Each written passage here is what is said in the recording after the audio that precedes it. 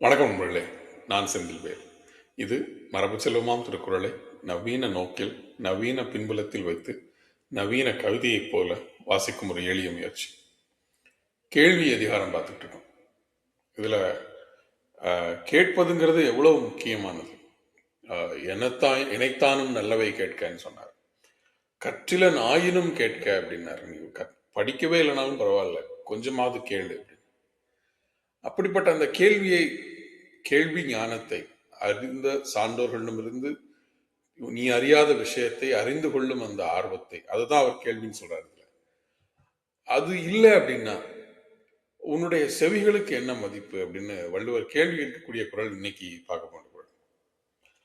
கேட்பினும் கேளாதகையவே, கேட்பினும் கேளாதகையவே, கேள்வியால் தோற்கப்படாத செவி.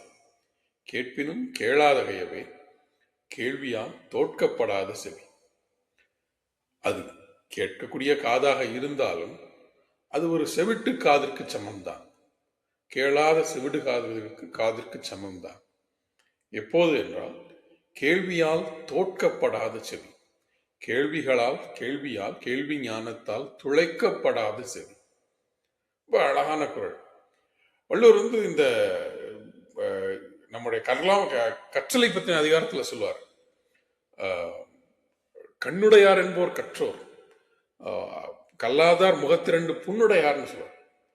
அந்த மாதிரி ஒரு அங்கம் உனக்கு கொடுக்கப்பட்டுள்ள எல்லாமே ஒரு பர்பஸ்க்காக கொடுக்கப்பட்டுள்ளது. அதுபோல காதின் பயன் என்பது என்ன அப்படின்னு சொல்றேன். காது என்பதே கேள்வியால் தோற்கப்படாத செவி. நீ கேட்டு கேட்டு உன்னுடைய அறிவை பெருக்கிக் கொள்ள வேண்டும். அந்த நீ கேட்பதை எப்படி இழைத்து உன்னுடைய அது ஒரு பயன் அறிவாக மாற்றிக்கொள்ள வேண்டும்ங்கிறத நேற்றைய குரல்ல சொன்னார். அப்படி சொன்ன வள்ளுவர் இன்னைக்கு என்ன சொல்றாரு? அப்படி எதுவுமே நீ கேட்கலன்னா உன்னுடைய காது இருந்த என்ன, இல்லாட்டி என்ன. இல்ல, தோற்கப்படாத செவிங்கிற வார்த்தையும் ரொம்ப முக்கியமான வார்த்தைன்னு தோணுச்சு. துளைக்கப்படாத செவி. ஒரு விஷயம் ஏன் அவர் தொடுக்கப்படாத செவின்னு சொல்லல, தொடப்படாத செவின்னு சொல்லல, துளைக்கப்படணும்னு சொல்ற.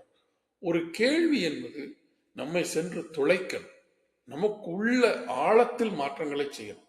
நாம் கேட்கும் ஒவ்வொரு விஷயமும் வெறுமனை கேட்டுவிட்டு நம்ம இந்த பக்கம் சில சமயம் துளைக்கப்படுதல் ரொம்ப இம்பார்ட்டன்ட். நம்ம கேட்கிறோம், கேட்ட எத்தனை விஷயங்களை நம்முடையதான் ஆக்கிக்கிறோம்.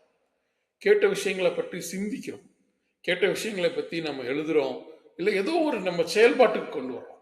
நம்மை துளைக்காத ஒன்று நாம் கேட்காததற்கு சமந்தான். அதுவும் இன்றைய காலகட்டத்தில் நம்ம நிறைய விஷயங்களை கேட்கிறோம், பெரும்பாலான விஷயங்களை கேட்கிறோம். காதில் விழக்கூடிய, அதுவும் நான் கண்டதையும் கேட்கக்கூடிய, கண்டதை கற்றால் பண்டிதன் மாதிரி கண்டதை கேட்டால் பண்டிதன் ஆவான்ங்கிற அந்த மாதிரியான ஒரு மைண்ட் செட் உடையார். எதையாவது கேட்டுக்கிட்டே இருப்பேன்.